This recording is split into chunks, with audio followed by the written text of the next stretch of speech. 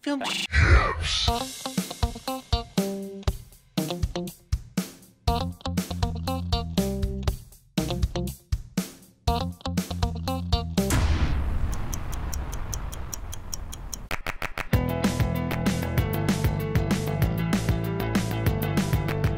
Friday night at 7 p.m. we pick our genre, we pick our character, our line of dialogue out of the hat. What do we get? Disaster movie or time travel? Our character, Sam Turnbucket.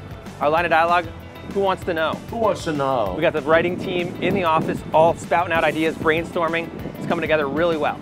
The one we came up with seemed like the most fun. Everybody was really having fun with the reading, seemed the most feasible, and we had the locations and we knew we could pull it off. Grabbing that genre is the most nerve-wracking thing. I think it's like, you know, you don't know what you're gonna get and you're biting your lip, hoping that you don't get musical, hoping that you don't get Western. We got disaster movie and we decided to do hurricanes because we're in Florida. Hurricane, I like it. Hurricane, there you go. Black sky. She showed on television that it's like 20 miles away. It was nice to be able to have kind of like a mind meld where we came together and made a story that hopefully resonates.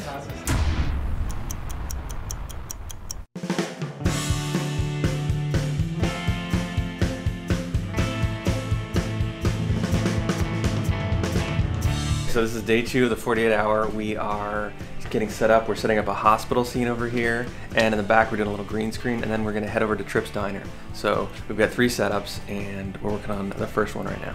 We got to use the Arri Alexa Mini. We used a cine zoom lens to save time on set. This way we didn't have to swap lenses while we were waiting in the moment for a different millimeter. So I showed up for the 48-hour film as a first AC, and we did a cold read for the script. Christian Kashmir said, why don't you just play that role and kind of do both if that's not too much pressure. And it was fun to not only be in front but behind so I could see both sides. We are here doing the first shot for the 48-hour Film Festival 2018. You guys ready? I'm ready. Let's do it. Get out there, go, yeah. 2, 1, action. More coffee. Poop emoji, poop emoji, poop emoji. I'm Anais Blake and I played the nurse. I've never spent so much time working on a green screen before, and I actually loved it. It was a lot different than working in a normal situation on film. I can only imagine what your crazy team has put on that green screen with my face on it. I'm a doctor. So we didn't have a leading man actor this year, so we were gonna use Josh. He hadn't acted before, so we watched him read for the part. He did great. He got into makeup. It became pretty clear at some point in the wee hours of the morning that I just wasn't cut out for this. When Josh was reading for the part, he came up with a lot of great improv stuff, which actually ended up making it into the movie. I was just kind of improvising and riffing with the actress and was throwing out just crazy ideas, and Christian was writing them down as I was saying them. School bus full of 3rd graders. I'm like, yeah, we need to use that. There's a school bus full of 3rd graders heading for a sinkhole full of dynamite. So I was replaced very gladly so by our director.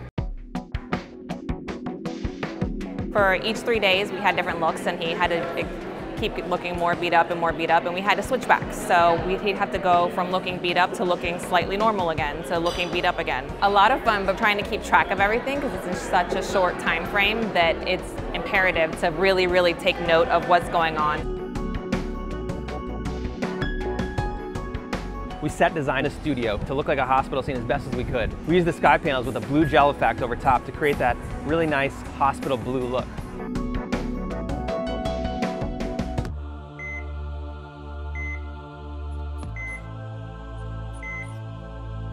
Johnny Knoxville, suck on this, baby. My favorite part of filming, Christian running into the garage door. Because I was setting up a green screen and I didn't realize that he was running into a garage door as part of the scene. And I thought he just ran into a garage door accidentally. And I do all my own stunts.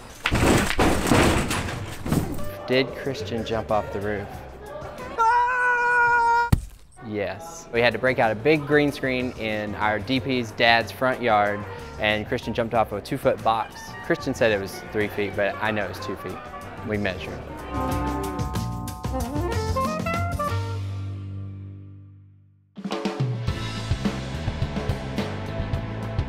And then just say lightning, lightning. Lightning, lightning. Yeah, the lightning bolt was fun. It was an effect I've been wanting to do a lot. I want to enhance it a little bit, but yeah, the lightning bolt was all visual effects.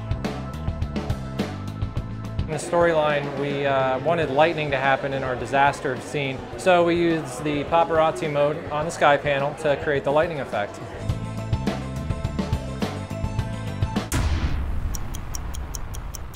You know, I have to be in character, you know what I'm saying? So that's why we got the apron. Camera action. Christian.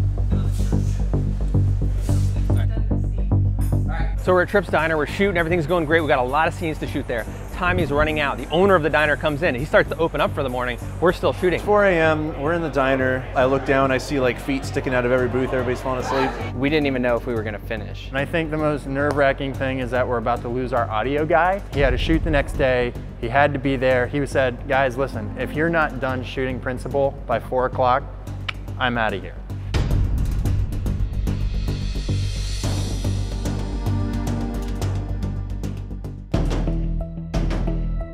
I will get Amber. We were meant to be together. I will get Amber. We were meant to be together. All right. And What kind of gun did you use? oh, I was using my trusty Ross Morse. I was using my. It was my trusty double action sawed off shotgun. I had it. That was the only way. I'm never gonna get this line. It was my trusty sawed off shotgun. It was my trusty double action sawed off shotgun. It was my trusty double action sawed off Mossberg shotgun. Laser scope with a fully integrated chainmail piercing armor rounds.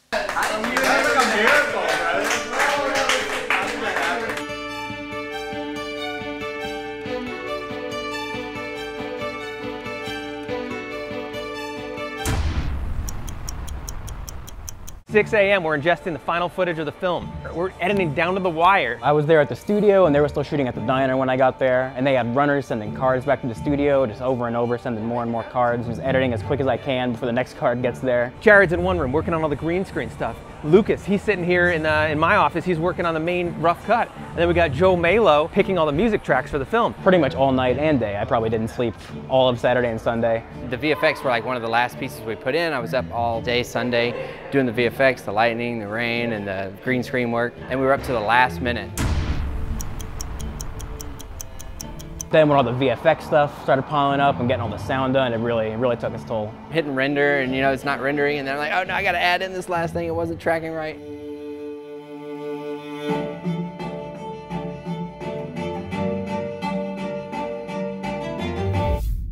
We're at the premiere here of the 48-hour film project in Ybor City at the Centro Ybor Theater. We're about to see our 48-hour film, Love Hurts, and a bunch of other awesome films. I loved it. I can't wait to do more work with the group that I made a family with. Coming up with something really quickly and making it all work together and meeting all these great people. You know, it was a lot of fun to work with the crew and meet a lot of new faces, and I'm really happy with the product we got. The coolest thing about the 48 hours is definitely collaboration. It's something that makes me love filmmaking. I had a lot of fun. I was surprised after we were done how much fun the entire shoot was. It takes an amazing cast and crew to pull it all together in 48 hours. Nikki, the makeup artist, really did an amazing job with continuity. Our AD Maggie just like pulled everything together, and our editors were amazing. The camera team, lighting, everybody gave it 100%. We were reaching out into space, just grabbing nothing, but it all turned into something. It was an absolute blast. Sum up the weekend in one word. Exhilarating. Dreamy. Amazing. Collaboration. I'd say rewarding.